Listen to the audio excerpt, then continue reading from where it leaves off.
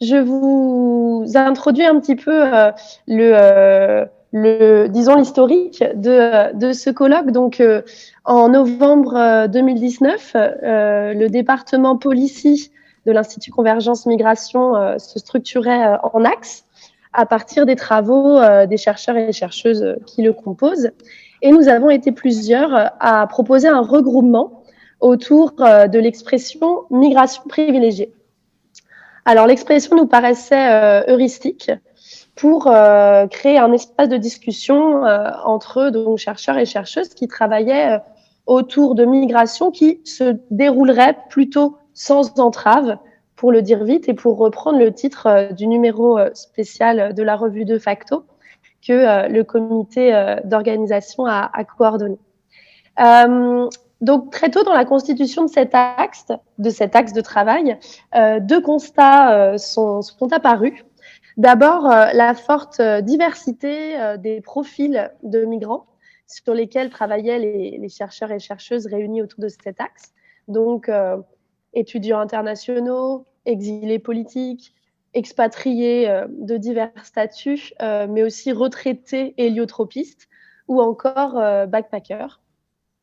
Le deuxième constat, c'est les interrogations qui subsistaient sur ce qualificatif de privilégié. Alors, je ne sais pas si vous me voyez dans la salle, mais je fais des guillemets avec mes doigts. Voilà, le qualificatif de privilégié. Était-ce le bon terme? Que voulait-il dire? Et puis, surtout, permettait-il de tisser des liens entre ces figures de migrants, là aussi, entre guillemets, si différents? Alors, revenons un tout petit peu sur ce qualificatif. L'expression privileged mobility, elle est proposée en 2012 par Sheila Croucher, une chercheuse en cultural studies, pour parler en fait spécialement des personnes se déplaçant depuis les pays riches vers des pays moins riches pour y chercher, dans son travail initial, du loisir, de l'aventure ou encore des opportunités de travail ou encore d'entreprendre. C'est un terme qui a fait progressivement sa place dans les années 2010 dans les travaux anglophones sur ce qu'on appelle les lifestyle migration, mais aussi dans les travaux sur l'expatriation, autour, par exemple, de l'expression privilège occidental ou encore privilège blanc. Alors récemment, en 2021, un numéro spécial de la revue Métropolitique proposait lui aussi ce rapprochement entre migration et privilège que nous nous donnons donc pour objectif de creuser durant ces 2 journées. Alors, le rapprochement entre migration et privilège, bien sûr, il nous fait assez rapidement penser à la nationalité et donc au passeport que la nationalité permet d'obtenir comme un exemple emblématique de privilège au regard de la mobilité internationale. Durant ces 2 journées, il s'agit, au-delà de ce privilège assez évident, de comprendre plus largement la complexité des rapports de pouvoir multiples qui se nouent autour de cet accès et de cette expérience de la mobilité internationale.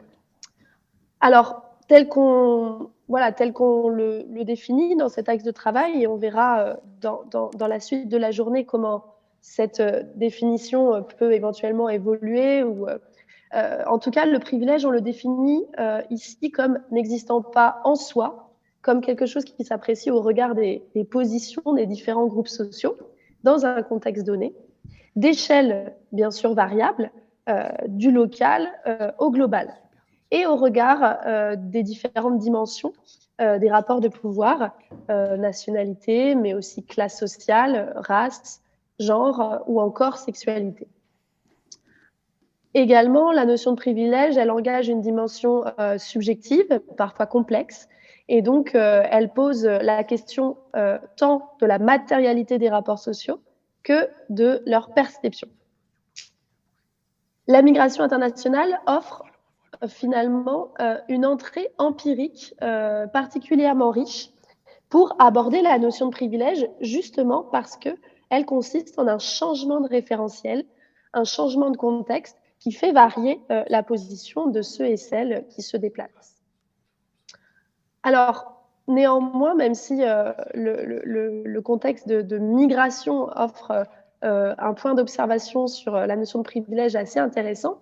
Le rapprochement entre migration et privilège ne va pas de soi et on pourrait s'interroger sur pourquoi vouloir parler de migration privilégiée pour des personnes qui ne s'identifient parfois ni comme privilégiées, ni comme migrants.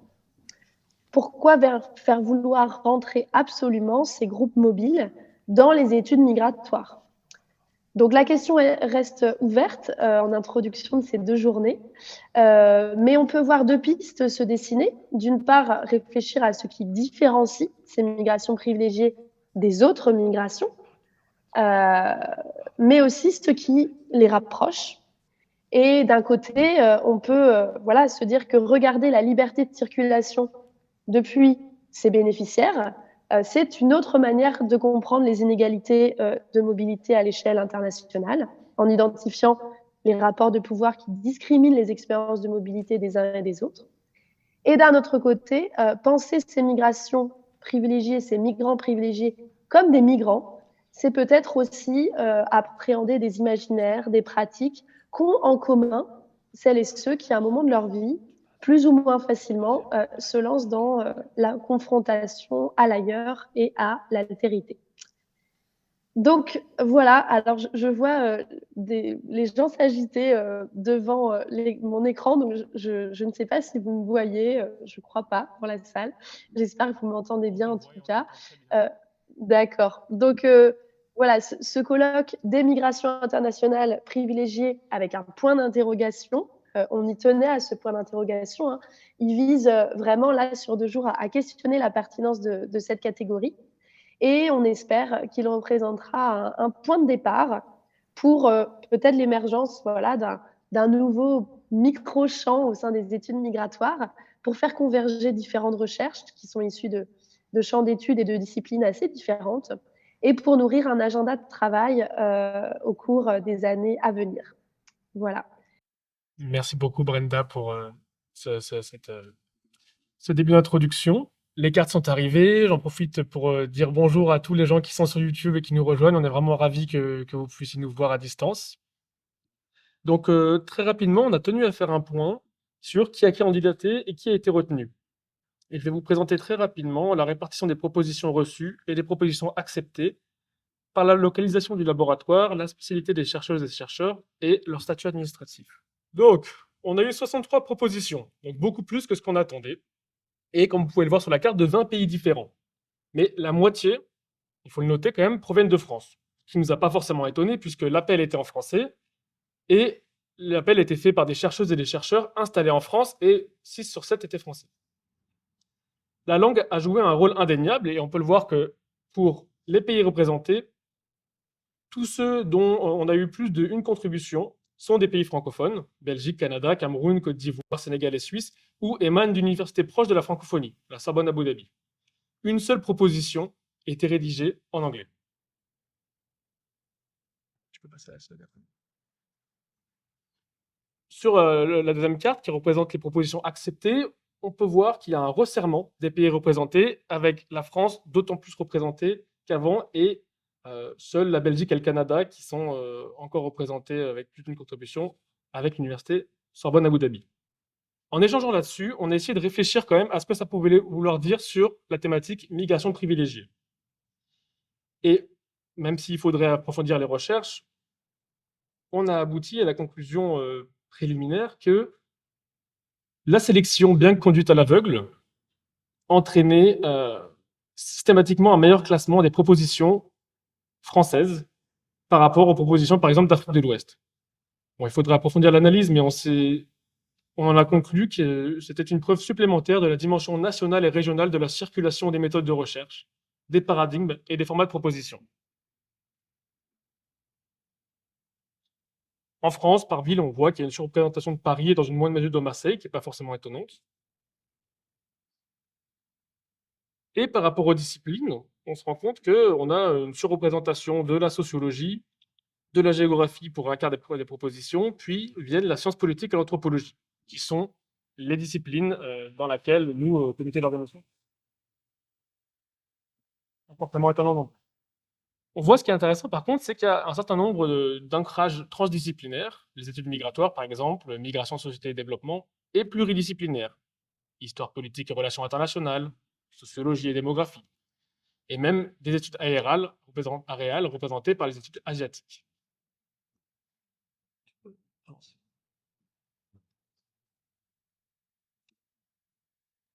Pour le statut, on peut remarquer qu'il y a presque une moitié de candidatures qui sont issues de propositions doctorales et la moitié de titulaires docteurs, qu'on considère être un bon signal. L'appel rencontre les objectifs de recherche actuels et exerce l'intérêt des chercheurs les plus ancrés dans leur discipline, comme celle des jeunes chercheurs. Et par ailleurs, sur le plan du genre, 20 à 26 des intervenants sont des intervenants. Et je vais laisser la parole maintenant à Eric. Merci beaucoup Théotime. À partir de là, on passe l'autre slide. Ouais. Je vous présenterai le programme du colloque, axe par axe, séance par séance, par des cartes. Et sur les cartes, vous allez voir les points comme des terrains de recherche pour les articles. Voilà pour l'axe premier. Titre de cette session est migrer pour acquérir ou maintenir une position privilégiée. La première session débutera par l'article de Sylvie Bredlo. Ce travail nous amène dans les centres urbains ouest-africains, notamment Dakar et Ouagadougou. L'article de Rufia Enni s'intéresse au parcours des étudiants algériens en France. Et l'article de Florence Ihaddan nous entraîne dans un récit migratoire privilégié dans le triangle Madagascar-Réunion et France. Sur les premières cartes, nous voyons 3 régions africaines distinctes et en relation migratoire avec la France. Et en deuxième image est intitulée cette séance Privilèges nationaux et ratios dans la migration. Article Marine Duc nous attire l'attention comme l'une des rares études du colloque dont la France n'est pas la variable principale. Dans cet article, sur un sujet rarement connu et étudié, nous tombons sur l'exemple d'immigration privilégiée entre le Groenland et le Danemark. L'article de Stéphanie Guyon nous présente une enquête sur l'élite des régions françaises d'outre-mer. Et Adrien Dubuc présentera avec nous son travail sur les Français résidant aux Émirats arabes unis. Les signes que l'on voit sur cette carte, partant de l'ouest de l'océan Indien et le long de l'océan Atlantique, nous ouvrent les portes d'une large géographie. Troisième image est intitulée cette session dynamique et familiale et conjugale. Nous examinerons les migrations privilégiées entre Algérie, Maroc et la France avec l'article de Sofia Ouani. Entre Italie et la France avec l'article de Thomas Fish. Entre le Japon et la France avec l'article de Miyako Hayakawa. Sur différents groupes sociologiques, dans cette map-monde où l'on assiste au contact de divers points d'Europe, d'Asie et d'Afrique avec la France, il s'étend de l'Europe à l'est dans une zone verticale. Et quatrième image pour la session intitulée « Les privilèges au travail et leurs limites ». La séance qui démarre sur la ligne franco-roumaine avec l'article d'Eva Renaudot poursuit avec l'article de Claire Leno sur le déclassement professionnel et social des infirmières diplômées hors de l'Union européenne immigrées en France. Quant à l'article de Jamalou Ouroagoro, il est basé au Togo et un terrain qui s'étend de l'Arabie à l'Allemagne, de Nigeria au Ghana. Cette image présente une zone relativement compacte qui comprend l'Afrique de l'Ouest, le Moyen-Orient et l'Europe.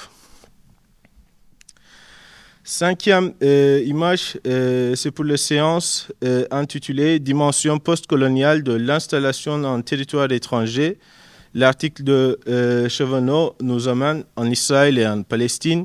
L'article de Sylvain Beck et Bénédicte Braich porte sur les résidents français post-Brexit du Grand Royaume.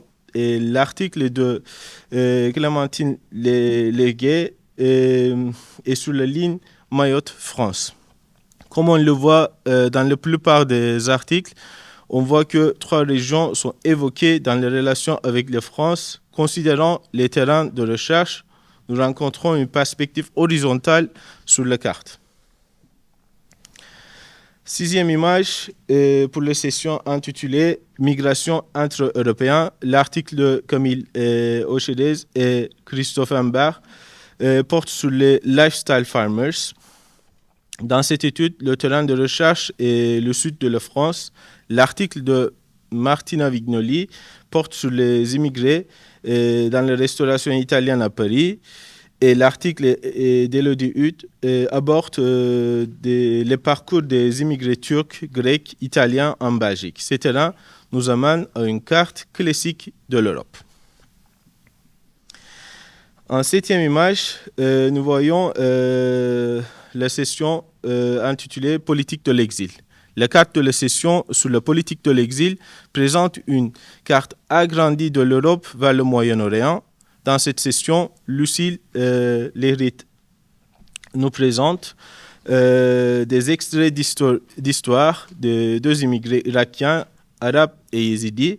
L'article de Léo Furn porte sur l'asile et l'accueil des révolutionnaires syriens en France. Et finalement, et troisièmement, l'article de Fanny Fassanda porte sur la migration des entrepreneurs et étudiants syriens au Maroc et en Belgique. Et des dernières images et dernières sessions de notre colloque intitulée Politique de la sélection migratoire, l'article de Mireille Paquet et Chedli Balkodja est sur l'action publique du Québec et du Canada visant l'attraction des ressortissants français. L'article de Juliette Dupont porte sur la mise en œuvre de la politique de visa en Chine au service de l'attractivité touristique. Et troisièmement, Séverine Chauvel travaille sur les dispositifs de sélection des étudiants étrangers en France, en master en France. Dans la cartographie de la dernière session, toute la carte du monde a finalement été révélée. Je termine en vous invitant à la première séance. Merci.